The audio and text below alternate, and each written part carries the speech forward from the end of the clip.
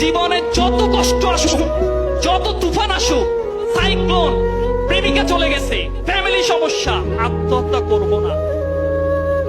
বলো, এখানে যারা আছো, তোমার যদি কোনোদিন মনে হয় যে আমার জীবনটা শেষ, আমি আর রাখতে চাই না, সেদিন আত্মহত্যা করার আগে আমাকে ফোন দিবা যে ভাইয়া শেষবার আপনার সাথে কথা বলে এক কাপ চা খেয়ে আত্মহত্যা করতে চাই। কে দিবা? আচ্ছা ঠিক আছে, আত্মহত্যা করার জন্য যদি কারো মাইন্ডসেট আসে 1 ঘন্টা দৌড়াবা, তারপর আত্মহত্যা করবা। কয় ঘন্টা? 1 ঘন্টা দৌড়াতে পারলে আত্মহত্যার ভূত মাথা থেকে চলে যাবে। ওকে, এটা আমি বলি নাই, হ্যাঁ, একজন ডাক্তার বলেছে। তো প্লিজ, জীবন আগে। এত বেশি ফ্রাস্ট্রেশনের দরকার নাই। এত বেশি সাকসেস, একটা সরকারি চাকরি পাইলে কি হয়? 8টা সরকারি চাকরি পেয়ে গত 29 মে সুইসাইড করছে।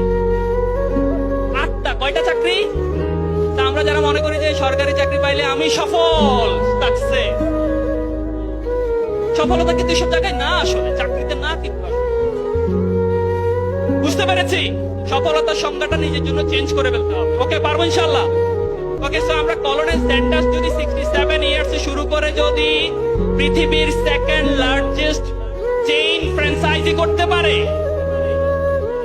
তাহলে আমরা কেন একটা চাকরি পাবো না? আমরা কেন একজন ভালো উদ্যোক্তা হতে পারবো না? পারবো ইনশাল্লাহ।